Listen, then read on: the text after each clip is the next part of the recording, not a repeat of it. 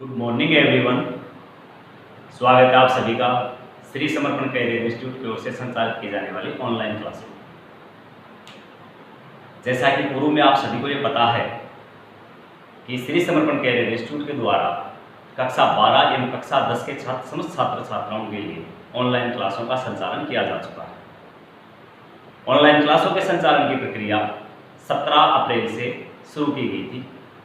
उसी क्रम को आगे बढ़ाते हुए अब हम कक्षा 9 के समस्त छात्र छात्राओं के लिए ऑनलाइन क्लासों का संचालन करने जा रहे हैं। कक्षा 9 में अध्ययनरत छात्र छात्राओं को ऑनलाइन क्लास लेने संबंधित कई प्रकार की समस्याओं का सामना करना पड़ सकता है। वैसे हमने ऑन कॉल जब अभिभावकों से संपर्क किया तो हमें इस बात की सूचना है कि लगभग सभी अभिभावकों के पास स्मार्टफोन उपलब्ध है। फिर भी अगर किसी अभिभावक के पास स्मार्टफोन उपलब्ध ना हो या हम बच्चे को ऑनलाइन क्लासों के लेने के लिए जो आवश्यक संसाधन होते हैं वो उपलब्ध नहीं करवा पा रहे हो तो आप एक बार हमारे से ज़रूर संपर्क करें। हम यथासंभव प्रयास करेंगे आपकी हर तरीके से मदद करने।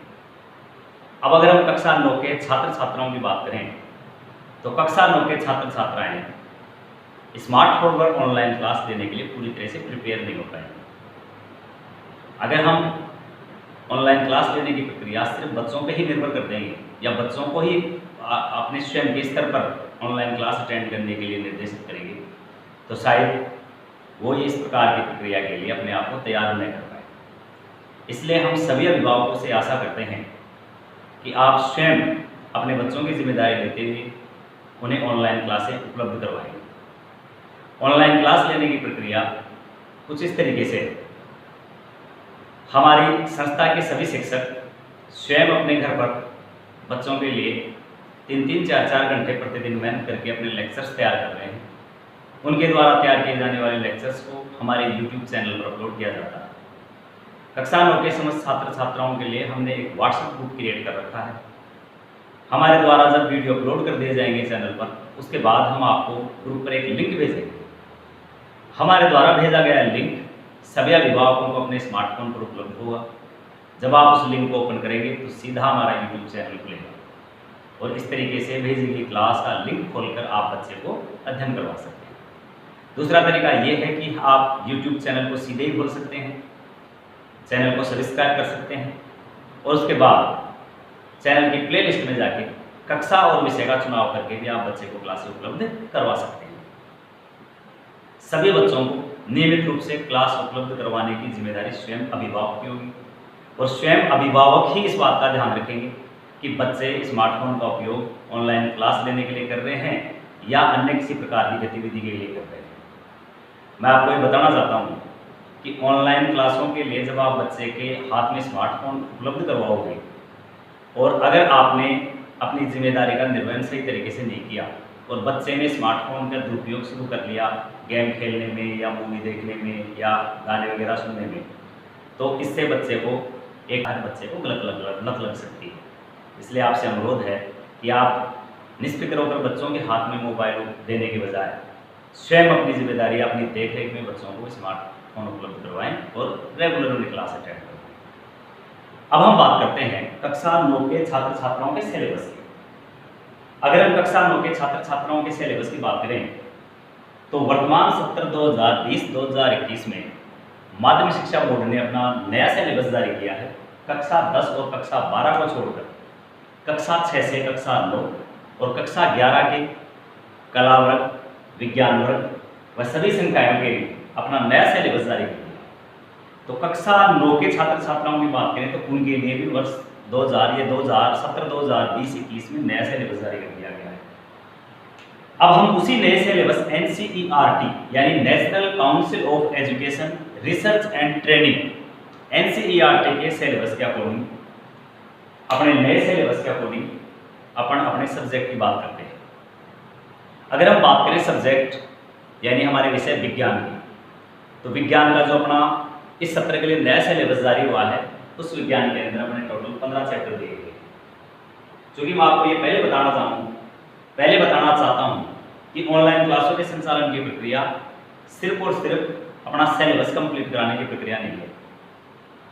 लॉकडाउन होने के बाद लगभग सभी को अपने घरों में सुरक्षित रहने के लिए दिशा निर्देश दिए गए। और अपने आप को और अपने परिवार को सुरक्षित रखने के लिए हमें इन दिशा निर्देशों का पालन भी करना होगा, ताकि हम समाज और प्रशासन का सहयोग कर सकें।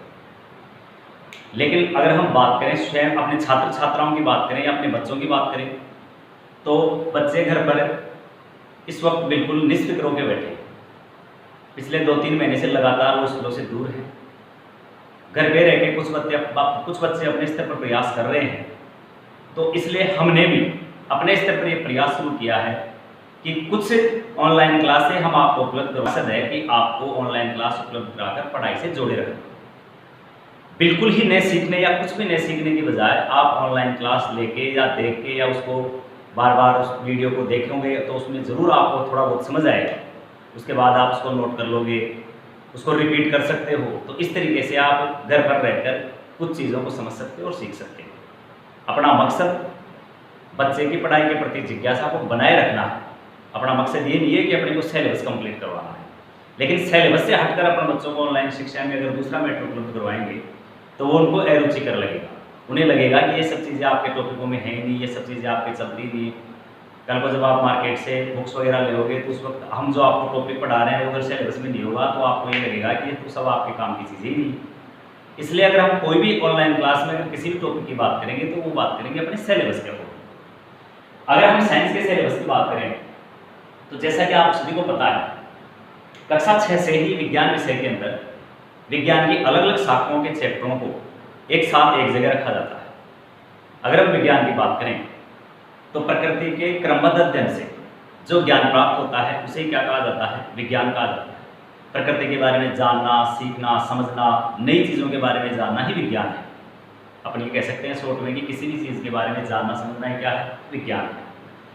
अगर हम विज्ञान की मुख्य शाखाओं की बात करें तो कक्षा 10 तक विज्ञान की मुख्य शाखाएं सिलेबस में चलती हैं। वो चलती हैं रसायन विज्ञान यानी केमिस्ट्री, भौतिक विज्ञान यानी फिजिक्स, और जीव विज्ञान यानी जूलॉजी, ये विषय, और जीव विज्ञान यानी बायोलॉजी। अगर हम बात करें अपने सिलेबस की तो अपने सिलेबस में भी अपने को केमिस्ट्री, फिजिक्स और बायोलॉजी के चैप्टर देखने को मिले, और इसी अलग अलग विज्ञान की इन्हीं शाखाओं के अकॉर्डिंग अपन अपने सिलेबस की बात करें। अगर हम बात करें रसायन विज्ञान की तो आपको पता है रसायन विज्ञान के अंदर पदार्थ की अवस्थाएं, अणु, परमाणु, विभिन्न प्रकार की अभिक्रियाएं, इन सब का अध्ययन किया जाता है। अगर हम बात करें भौतिक विज्ञान की तो उसमें चाल, समय, दूरी, प्रकाश की घटनाएं, विद्युत, इन सब चीज़ों का अध्ययन किया जाता है।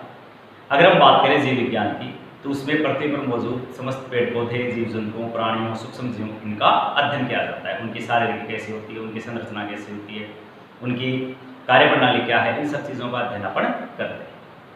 तो अगर हम बात करें अपने सिलेबस की, देखो अपने सिलेबस में टोटल 15 चैप्टर है। सबसे पहला चैप्टर है हमारे आसपास के पदार्थ। उसी क्रम में दूसरा चैप्टर है क्या हमारे आसपास के पदार्थ शुद्ध है, परमाणु एवं अणु और परमाणु की संरचना। ये शुरुआती जो 4 चैप्टर अपने को देखने को मिल रहे हैं, ये चारों चैप्टर अपने केमिस्ट्री यानी रसायन विज्ञान के ये 4 चैप्टर हमारे चलते हैं, जिनमें हम पदार्थ क्या है, हम किसे पदार्थ कह सकते हैं, हमारे आसपास मौजूद पदार्थ हैं वो शुद्ध हैं, अशुद्ध हैं, अगर वो अशुद्ध है तो उन्हें किन विधियों के द्वारा शुद्ध अवस्था में प्राप्त किया जा सकता है, परमाणु किसे कहते हैं, अणु किसे कहते हैं, परमाणु और अणु की संरचनाएं कैसी होती है, इन सब चीज़ों का अध्ययन अपन रसायन विज्ञान के 4 चैप्टरों में करेंगे। क्योंकि सभी चीज़ें एक साथ एक ही क्लास के अंदर और एक ही चैप्टर में पढ़ाई जा सकती है। अणु, परमाणु और पदार्थों के बारे में आपने छोटे क्लासों के बारे में भी जाना समझा है, लेकिन कक्षा 9 के सिलेबस में आप उन्हीं जो छोटी छोटी चीज़ों के बारे में आपने पढ़ा समझा, उनकी परिभाषाएं सीखी, उनका बढ़ा हुआ रूप या उनका थोड़ा सा विस्तार पूर्वक रूप का अध्ययन करोगे। अगर हम बात करें अपने चैप्टर नंबर 5 की तो जीवन की मौलिक इकाई, देखो जीवन शब्द से अपने को पता चल रहा है कि जीव जंतु पेड़ पौधों की बात हो सकती है, उत्तक और जीवों में विविधता। अगर इन 3 चैप्टरों की बात करें तो अपने सिलेबस में जो 3 चैप्टर दिए गए हैं, ये दिए गए हैं बायोलॉजी, जीव विज्ञान के चैप्टर दिए गए हैं, जिनमें हम सबसे पहले बात करेंगे कि जीवन की इकाई वास्तव में the fundamental unit of life क्या है, किसे जीवन की इकाई कहा जाता है, ऐसी कौन सी चीज़ है जिसके बगैर हम जीवन की कल्पना ही नहीं कर सकते। तो सबसे पहले 5वें चैप्टर में हम जीवन की इकाई के बारे में बात करेंगे। उसके बाद हम बात करेंगे ऊतकों का निर्माण किस तरीके से होता है। ऊतक शब्द आपके लिए नया नहीं है, कक्षा 6, 7, 8 के अंदर पहले उत्तर के बारे में आप पढ़ चुके हो। फिर जीवों में जो विविधता है, अपने आसपास जो जीव दिखाई देते हैं, जैसे अगर अपन मनुष्य की बात करें तो हमारा जो मानव समूह है इसके आसपास अपने को असंख्य पेड़ पौधे में जीव जंतुओं की प्रजातियां देखने को मिलेंगी। गाय, भैंस, भेड़, बकरी, कुत्ता, बिल्ली, अलग अलग प्रकार की वनस्पतियां, ये सब चीजें अपने को देखने को मिलेंगी। तो क्या जीवों में विविधताएं होती हैं, विविधताएं क्या होती हैं और कहाँ कहाँ अपने को देखने को मिलती हैं, विविधताएं कहते हैं किसे, कितने प्रकार की होती है, इन सब चीजों का अध्ययन अपन इस चैप्टर में। अगर हम बात करें गति की, गति, बल, कार्य, ऊर्जा, शक्ति, गति के नियम, गुरुत्वाकर्षण, इन सब चीजों की बात करें तो देखो चैप्टर संख्या 8 गति, चैप्टर 9 बल और गति के नियम, चैप्टर 10 ग्रेविटी या गुरुत्वाकर्षण, chapter number 11 work and energy, कार्य और ऊर्जा, और चैप्टर नंबर 12 ध्वनि, साउंड। इन अगर 4 चैप्टरों की बात करें तो हमारे सिलेबस में दिए गए ये जो 4 चैप्टर हैं ये हमारे पास हैं फिजिक्स के चैप्टर, भौतिक विज्ञान के चैप्टर। तो देखो सिलेबस के अंदर अपने जो विज्ञान के अलग अलग शाखाएं हैं उनके चैप्टर दे रखे हैं।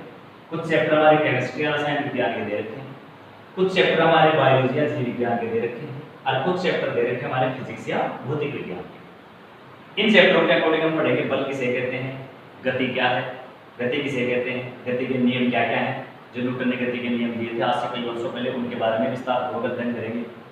गुरुत्वाकर्षण क्या है, किसी भी चीज़ को अगर हम देखते हैं कई बार ऐसे ऊपर की तरफ फेंकते हैं, वो चीज़ थोड़ी सी ऊपर जाने के बाद वापस नीचे आ जाती है। हम ऊंचाई पर चढ़ते हैं, जैसे अगर हम छत पे जाएंगे हल्का सा नीचे झुकेंगे तुरंत नीचे की ओर गिर जाएंगे। तो ये ग्रेविटी, गुरुत्वाकर्षण वास्तव में क्या है, गुरुत्वाकर्षण से शक्ति का अध्ययन करेंगे, बहुत अद्भुत चीज़ है पृथ्वी पर।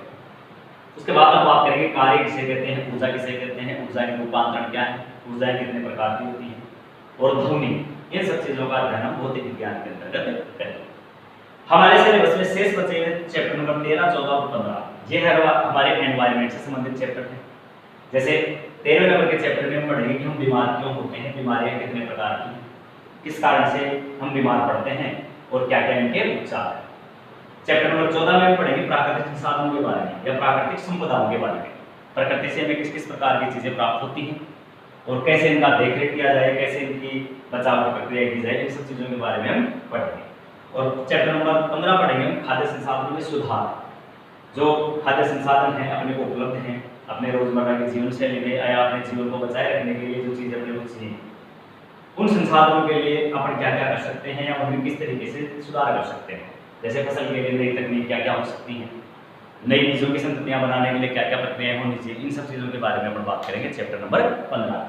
क्योंकि अपन हर एक चैप्टर की बात इस वीडियो में नहीं कर सकते, अपने को शॉर्ट में ये समझना था कि भाई अपने सिलेबस में कुल चैप्टरों की संख्या 15 और इन 15 चैप्टरों को अगर हम डिवाइड करें तो ये हमारे विज्ञान के मुख्य 4 शाखाओं के चैप्टर हैं, जिसमें शुरुआती 4 चैप्टर रसायन विज्ञान के, 5वां 6वां और 7वां चैप्टर जीव विज्ञान के, 8वें से 12वें तक के चैप्टर भौतिक विज्ञान के, और 13वां 14वां 15वां चैप्टर पर्यावरण साइंस या एनवायरमेंट साइंस के। तो ये इस तरीके से हमारे पास 4 शाखाओं के कुल 15 चैप्टर हो गए। अगर हम बात करें अब सबसे पहले, जैसा कि आप सभी को ये पता है कि अपने कक्षा 6 से ही अपने हर एक विज्ञान का जो सिलेबस को अपन उसको डिवाइड करके चलते हैं। शुरुआती जो 4 चैप्टर हैं ये अपने गुरुजी श्रीमान राजेंद्र कुमार जितवाल के द्वारा आपको पढ़ाए जाएंगे, और चैप्टर नंबर 8 से लेके और अंतिम जो चैप्टर है इनका अध्ययन आपको अपने गुरुजी श्रीमान कैलाश श्रम के द्वारा पढ़ाए जाएंगे। अगर हम बात करें 5वां 6वां और 7वां इन 3 चैप्टरों की, जीव विज्ञान के जो 3 चैप्टर हैं अपन इनका अध्ययन करें। इनका अध्ययन आपको मेरे द्वारा करवाया जाएगा, जिसमें अपन सबसे पहले बात करेंगे जीवन की मौलिक इकाई वाले चैप्टर। अपन सबसे पहले किसकी बात करते हैं, जीवन की मौलिक इकाई वाले। जीव विज्ञान का जो चैप्टर नंबर 5 है वो है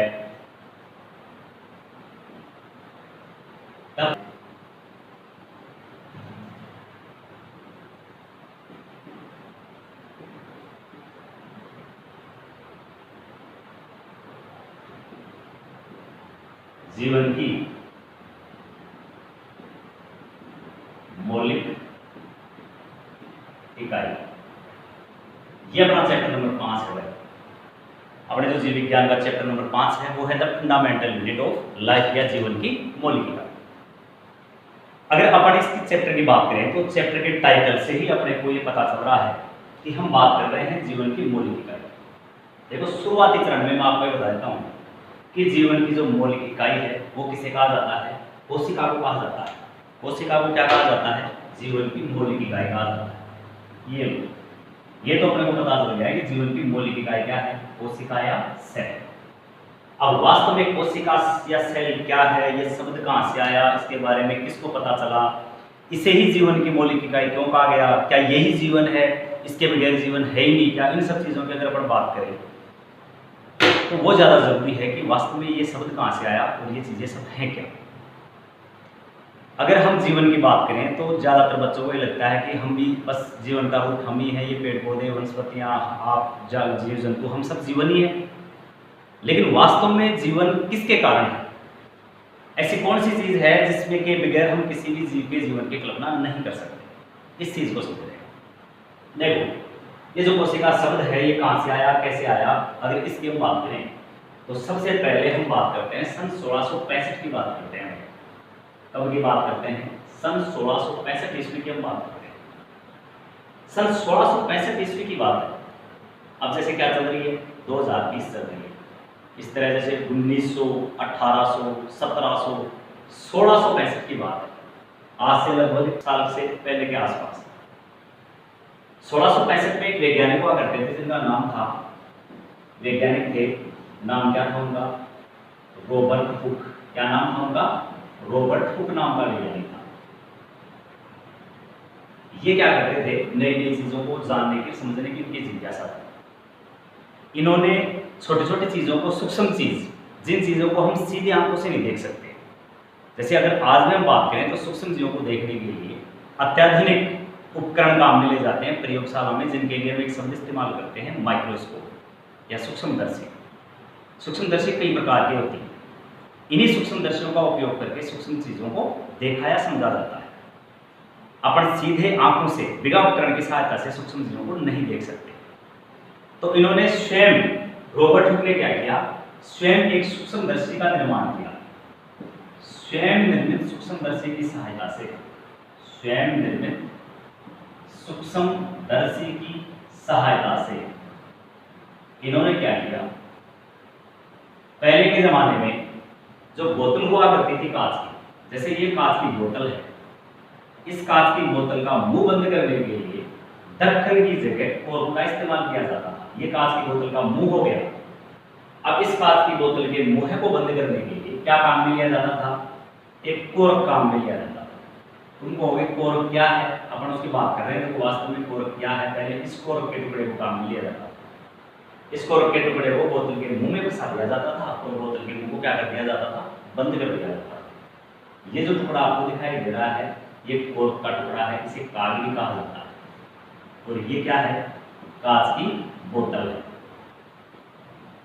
इस चीज को अपन ने क्यों दिखाया, क्यों समझा, क्योंकि कांच की बोतल के लिए जो कोर्क इस्तेमाल किया जाता था, तो ये रॉबर्ट हुक है, ये ऐसा कुछ हुआ हुआ कि ये इस कोर्क को देख रहे होंगे। जब इन्होंने इस कोर्क के टुकड़े को देखा तो इसमें इसको कुछ छिद्र जैसी संरचनाएं देखने को मिली। तो इन्होंने क्या कर दिया, इन्होंने इस कोर्क की पीएस बना ली। पीएस कैसे बना ली, इन्होंने कोर्क के टुकड़े को लिया होगा और किसी उपकरण की सहायता से या किसी तेज धार वाले यंत्र की सहायता से उसकी पतली सी एक परत काट ली। उसके द्वारा इस कोर्क के टुकड़े से जो पतली सी परत इन्होंने काटी, जैसे मान लो ये कोर्क का टुकड़ा है, ठीक है। अब अगर मैं ब्लेड की सहायता से एक बहुत पतली सी परत इसकी काटूं, देखो सेक्शन अपन अनुदैर्ध्य भी काट सकते हैं और अनुप्रस्थ भी काट सकते हैं, जिसके बारे में मैं आपको बताने जा रहा हूँ। एक बहुत पतली सी परत अगर मैं इसकी काट लेता हूँ और इसकी अब इसको मैं पूरे के पूरे को माइक्रोस्कोप में लगा के तो इसकी संरचना देख नहीं सकता। अगर अपन इसकी बहुत पतली सी झिल्ली परत काट कर अलग कर लेंगे, उसको अगर हम माइक्रोस्कोप में लगाएंगे तो एक मेथड है, उस विधि के द्वारा माइक्रोस्कोप में हम इसको लगाकर इसकी संरचना को देख पाएंगे। ऐसा ही इन्होंने क्यों, जब इन्होंने जो कोर्क का टुकड़ा था उसकी पतली सी एक परत काट ली, उस पतली सी परत को या कटी हुई सेक्शन को इन्होंने स्वयं निर्मित सूक्ष्मदर्शी के अंदर लगाकर देखा। जब स्वयं निर्मित सूक्ष्मदर्शी के अंदर इन्होंने इसको लगा के देखा तो रॉबर्ट हुक को क्या देखने को मिला, ऐसे प्रकोष्ठ जैसी संरचनाएं रॉबर्ट हुक को देखने को मिली। इसमें क्या देखने को मिला, रॉबर्ट हुक को ऐसे प्रकोष्ठ जैसी संरचनाएं देखने को मिली। इस तरह सूक्ष्म संरचनाएं प्रकोष्ठों के रूप में इसको देखने को मिली। जब इन्होंने इन प्रकोष्ठों को देखा तो इन्हें बड़ा आश्चर्य हुआ। एक बार के लिए इनका दिमाग में हो गया कि ये सब संरचनाएं क्या हैं, ये सब संरचनाएं क्या हैं। उस पतली सी झिल्ली के अंदर इनको कुछ इस तरीके की संरचनाएं देखने को मिली। आप यूं समझ सकते हो कि इस पतली सी काट के अंदर जो संरचनाएं कोष्ठों के रूप में इनको देखने को मिली, ये संरचनाएं सेम वैसे ही संरचनाएं थी जैसे हम अगर किसी मधुमक्खी के छत्ते को तोड़कर और मधुमक्खी के छत्ते में जो कोष्ठ छोटे छोटे प्रकोष्ठ बने हुए हैं, उन प्रकोष्ठों को अगर हम देखें तो वो प्रकोष्ठ जैसी संरचनाएं ही इन्होंने स्वयं निर्मित सूक्ष्मदर्शी के अंदर जो कागज की टीएस काटकर इसमें लगाई थी उसके अंदर इसको ये देखने को मिली। इन प्रकोष्ठों को इसने शैल्यूली नाम दे दिया। इन प्रकोष्ठों को इसने क्या नाम दिया? शैल्यूली नाम दिया। क्या नाम दिया इन प्रकोष्ठों को? इसने शैल्यूली नाम दे दिया। जो प्रकोष्ठ इसने देखे प्रकोष्ठों को इसने क्या नाम दे दिया? शैल्यूली नाम दे दिया। शैल्यूली शब्द से दूसरे शब्द की उत्पत्ति हुई सेल। कौन से शब्द की उत्पत्ति हुई? सेल। ये जो सेल शब्द है ये लैटिन भाषा का शब्द है। कौन सी भाषा का शब्द है? लैटिन भाषा। लैटिन भाषा के सेल शब्द का अर्थ होता है छोटा कमरा। लैटिन भाषा के सेल शब्द का अर्थ क्या होता है? छोटा कमरा, यानी छोटे छोटे कमरे जैसे प्रकोष्ठ रूपी संरचनाएं। हालांकि सुनने में जैसे अभी मैंने ये बताया कि भाई ऐसे 1665 में रॉबर्ट हुक थे, इन्होंने बोतल का जो मुंह बंद करने के लिए कोर काम में लिया जाता था उसके सेक्शन काट ली, उसको स्वयं निर्मित सूक्ष्मदर्शी में लगा के देखा तो उसमें ऐसे छोटे छोटे प्रकोष्ठों जैसे संरचनाएं इसको देखने को मिली। इन प्रकोष्ठों को इसने शैल्यूली नाम दिया। बाद में शैल्यूली नाम को किसी वैज्ञानिक ने बदलकर सेल कहा। सेल लैटिन भाषा का शब्द था जिसका अर्थ होता है छोटा कमरा। नॉर्मल सी बात लगी, लेकिन वास्तव के अंदर ये सारी की सारी प्रक्रिया अर्थहीन और छोटी हमें लगती है, लेकिन उस टाइम ये विज्ञान के इतिहास की बहुत ही बड़ी घटना साबित हुई। इतनी बड़ी घटना साबित हुई कि जो सेल शब्द हम अभी बात कर रहे हैं उस सेल शब्द को तब से लेके आज तक जीवों के शरीर की इन्हीं छोटे छोटे संरचनाओं को समझाने के लिए इसी सेल शब्द को आज तक भी काम में लिया जाता है। उस वक्त जब ये सब चीजें खोजी गई, देखी गई, तो उसके बाद ये बताया गया कि हर एक जीव का शरीर ऐसे छोटे छोटे कोष्ठों से मिलकर बना होता है। हर एक जीव के शरीर में एक से लेके अरबों खरबों तक ऐसे प्रकोष्ठ देखने को मिलेंगे जिन्हें सेल कहा जाता है। और आज भी हर एक जीव के शरीर की इसी सेल की संरचना प्रकोष्ठ की संरचना को समझाने के लिए सेल शब्द का इस्तेमाल किया जाता है। इतनी बड़ी उस इतिहास में, उतनी बड़ी जीव विज्ञान के इतिहास में इतनी बड़ी घटना थी सेल या प्रकोष्ठों की खोज, जो किसके द्वारा की गई थी? रॉबर्ट हुक के द्वारा की गई थी। और रॉबर्ट हुक ने जब इन प्रकोष्ठों को खोजा तो इन्होंने कहा कि सभी जीव ऐसे छोटे छोटे एकक या छोटे छोटे प्रकोष्ठों से मिलकर बने हुए। सभी जीव ऐसे छोटे छोटे प्रकोष्ठों या एककों से मिलकर बने हुए। अब हम बात करते हैं। अब देखो ये चीज तो हमें पता चल गई कि भाई ये कोशिका जो शब्द है ये आया कहां से, इसको किसके लिए काम में लिया जाता है। मैं फिर रिपीट कर देता हूँ क्योंकि ये आपकी शुरुआती क्लासें, देखो शुरुआती क्लासें हम भी कोशिश करते हैं कि बहुत धीरे धीरे ले और बहुत ही आराम से आपको समझें, लेकिन फिर भी क्लासरूम की प्रक्रिया की तरह आपको ऑनलाइन समझाने की कोशिश की जा सकती है। एग्जैक्ट वैसा का वैसा आपको समझ में आए ये तो संभव नहीं।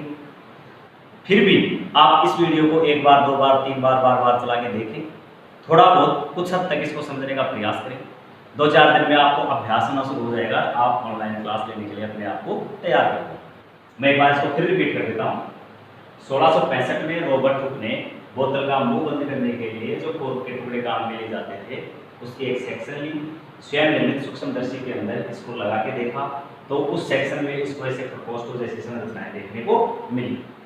तो इस प्रकोष्ठों को इसने शैल्यूली नाम दिया। शैल्यूली शब्द से बाद में सेल शब्द बना।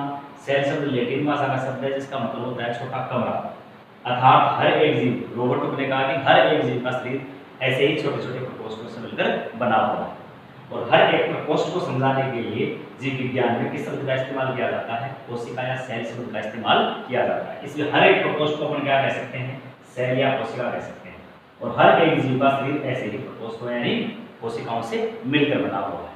इसीलिए जो अपना जो चैप्टर का जो टाइटल है वो है जीवन की मौलिक इकाई, फंडामेंटल यूनिट ऑफ लाइफ। और वो कौन है? कोशिका। क्योंकि जीव का शरीर ऐसे कोष्ठों से मिलकर बना हुआ है और हर एक कोष्ठ को क्या कहा जाता है? कोशिका या सेल कहा जाता है।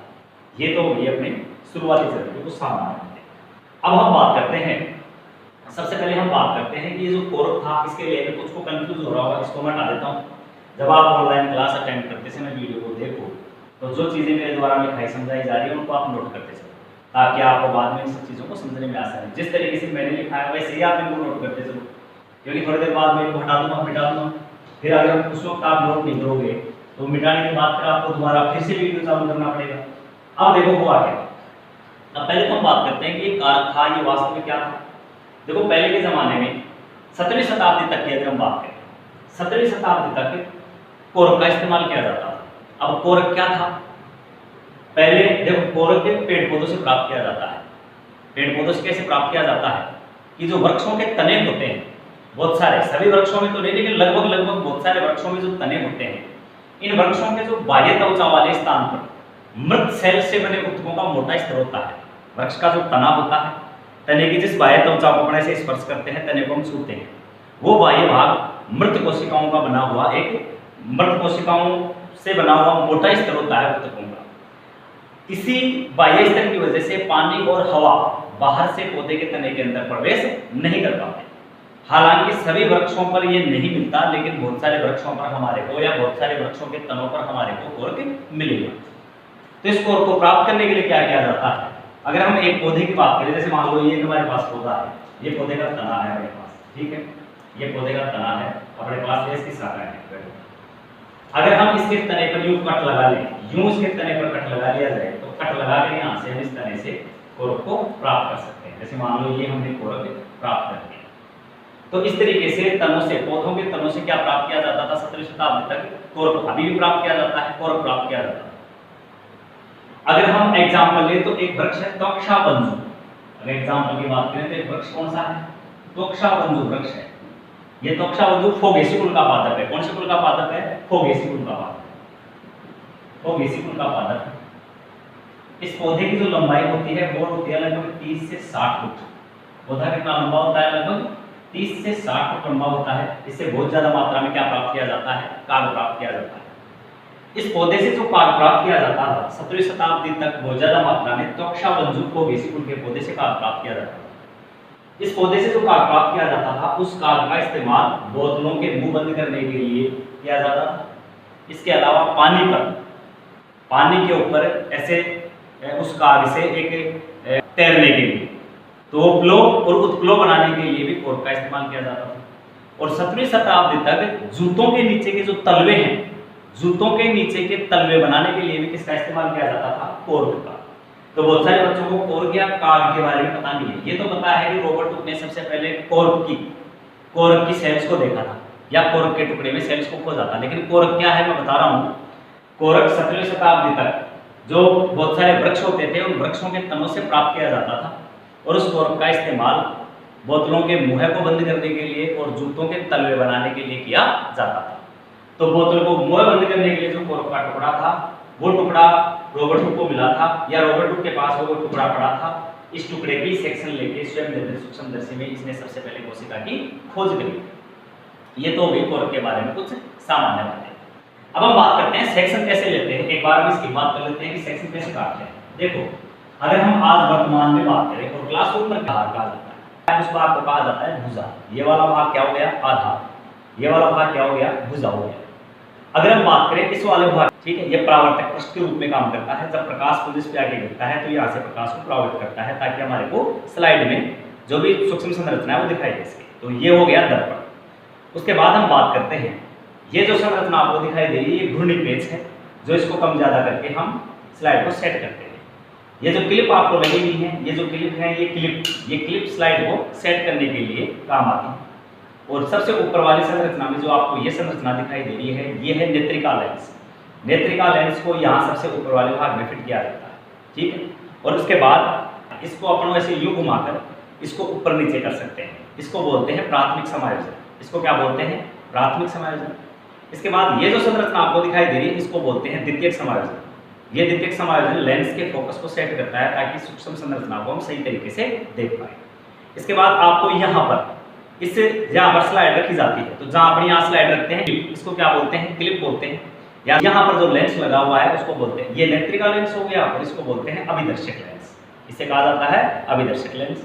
तो इस तरह ये सूक्ष्मदर्शी के अलग अलग भाग होते हैं। की बात करें तो कांच की ये जो पट्टी जैसी संरचना आपको दिखाई दे रही है, ये कांच की पट्टी जैसी संरचना आपको दिखाई दे रही है, इस संरचना को बोलते हैं स्लाइड, ठीक है। जैसे मान लो हमने किसी पौधे के किसी भाग की एक सूक्ष्म सी टीएस काट ली ब्लेड की सहायता से। जैसे मान लो गाजर ले ली हमने, गाजर को ऐसे बीच में से काट लिया। जैसे मान लो हमारे पास एक गाजर है, या आलू है इसको हमने बीच में से काट लिया, ठीक है। पौधे के किसी भाग के अपने को सेक्शन बना लिया, उसको उसमें हमने से फिट कर दिया। वैसे डायरेक्ट तो अपन काट नहीं सकते, उसमें तो अपने को खुद को कटने का खतरा हो सकता है, और सीधा ऐसे अपन किसी की टीएस ले भी नहीं सकते। ये सब चीज़ें आपको प्रयोगशाला में सिखाई जाती हैं। तो गाजर को ऐसे काट के जिस भाग के अपने को टीएस ले लिया उसको उसमें अपन ने ऐसे फिट कर दिया। फिट करने के बाद हम ब्लेड की सहायता से उसकी छोटी छोटी क्या बना लेंगे, सेक्शन बना लेंगे। उस कटी हुई सेक्शन को अपन क्या करेंगे, इस स्लाइड पे रखेंगे। कटी हुई सेक्शन को किस पे रखेंगे, इस स्लाइड पे रखेंगे। स्लाइड पे रखने के बाद इस स्लाइड को हमने फिक्स कर लिया। उसके बाद इस स्लाइड को अपन सूक्ष्मदर्शी पर यहाँ ये जो क्लिप है, इन क्लिपों के अंदर क्या कर देंगे, फिक्स कर देंगे इस तरीके से। क्लिपों में इसको फिक्स करने के बाद, हालांकि मैं इसको ऐसे नीचे रखूंगा तो आपको दिखाई नहीं देगी, इसलिए मैं यहीं पर ऊपर के ऊपर इसको ऐसे एक बार समझा देता हूँ, क्योंकि वो सारी संरचनाएं चीज़ें आपको यहाँ देखने को नहीं मिल रही है अभी। और चूंकि मैंने यहाँ अभी किसी की स्लाइड बनाई भी नहीं है, मैं सिर्फ एक थीम दिखाना चाह रहा हूँ आपको, किस तरीके से हम स्लाइड तैयार करते हैं, किस तरीके से माइक्रोस्कोप पे अपन इसको लगा कर समझते हैं। ये नेत्रिका लेंस है। इसको फिक्स करने के बाद हम ये जो प्राथमिक समायोजन है, इस प्राथमिक समायोजन को और द्वितीयक समायोजन को सेट करते हुए सूक्ष्म संरचना का माइक्रोस्कोप की सहायता से क्या करते हैं, अध्ययन करने का काम करते हैं। तो इस तरीके से स्लाइडें किस तरीके से तैयार की जाती हैं, किस तरीके से ये सारी प्रोसेस संपन्न होती है, इसके बारे में हम अपने नेक्स्ट वीडियो में बात करेंगे। क्योंकि अपने कक्षा 9 के विद्यार्थियों की बात करें तो कक्षा 9 के जो विद्यार्थी हैं वो ज़्यादा लंबे समय तक कैमरे के सामने ऑनलाइन क्लास नहीं ले पाएंगे। उन्हें आंखों से संबंधित कई समस्याओं का सामना करना पड़ सकता है। इसलिए हमारा मकसद है कि हम उन्हें छोटी छोटी क्लासें उपलब्ध करवाएं, कुछ मिनटों की, 20 मिनट, 15 मिनट, 25 मिनट की अवधि की क्लासें उन्हें उपलब्ध करवाएं, ताकि कम समय में वो थोड़ी थोड़ी चीज़ों को देख सकें और समझ सकें। अब अगर हम आज की बात करें अपनी क्लास की, तो सबसे पहले हमने जो कक्षा 9 का साइंस का सिलेबस है उसके बारे में बात की। उसके बाद आपने ये भी जाना कि हमने कक्षा 9 की जो बायोलॉजी वाला भाग है उसका 5वां चैप्टर शुरू किया है। 5वां चैप्टर अपना जीवन की मौलिक इकाई है। जीवन की मौलिक इकाई कोशिका को कहा जाता है, ये मैंने आपको शुरुआती में बताया है। कोशिका को क्यों कहा जाता है, इससे शब्द कहाँ से आया, तो ये भी अपन ने बात कर ली कि 1665 में रॉबर्ट हुक ने किस तरीके से छोटे छोटे प्रकोष्ठों में संरचनाएं खोजी, और आज तक उन्हें क्या कहा जाता है, सेल कहा जाता है। और ये भी बताया कि हर एक जीव का शरीर ऐसे कोष्ठों से बना हुआ है। सूक्ष्मदर्शी क्या होती है, कांच की पट्टिकाएं क्या है, उस पर स्लाइड किस तरीके से तैयार की जाती है, ये कुछ सामान्य बातें भी अपन ने डिस्कस करी। अब ये जो कारक के टुकड़े में इसकी खोज हुई थी, तो कारक का टुकड़ा वास्तव में क्या है, कहाँ से प्राप्त होता है, इसको किस काम में लिया जाता था, ये कुछ भी सामान्य बातें हमने की। अब अपना जो अगला जो टॉपिक है वो शुरू होने जा रहा है। जैसे हमने बात करी कि जो कोशिका है, जो रॉबर्ट हुक ने कोशिका खोजी थी वो मृत थी, तो उसके बाद हम बात करेंगे कि जीवित कोशिका किसे कहते हैं। अगर ये इसके द्वारा खोजी कोशिका मृत है तो इसका मतलब कोशिकाएं मृत भी होती है, जीवित भी होती है। तो मृत कोशिकाएं क्या होती हैं, जीवित कोशिकाएं क्या होती हैं। मृत कोशिका की खोज अगर रॉबर्ट हुक ने की थी तो जीवित कोशिका को सबसे पहले किसने खोजा। इस तरीके से अपन अपने नेक्स्ट वीडियो में बातें करेंगे। और कोशिका को ही जीवन क्यों कहा जाता है, कोशिकाएं कितने प्रकार की होती हैं, कोशिकाओं के आधार पर जीव कितने प्रकार के होते हैं, कोशिका की संरचना कैसी होती है, क्या सभी जीवों में एक ही प्रकार की कोशिकाएं होती हैं या अलग अलग कोशिकाएं होती हैं, या एक ही जीव के शरीर में अलग अलग कोशिकाएं देखने को मिलेंगी, पादपों जंतुओं की कोशिकाएं अलग होती हैं या एक होती हैं। इन सब चीज़ों के बारे में हम विस्तारपूर्वक आगे आगे अपने वीडियो में डिस्कस करते रहेंगे। Thank you. शेष बचा हुआ आपका दिन बहुत शुभ रहे। आप दी गई समयावधि के दौरान ही हमारे द्वारा भेजे गए वीडियो से अध्ययन करने की कोशिश करें। किसी भी प्रकार की कोई शिकायत या समस्या के लिए आप हमसे संपर्क करें। Thank you.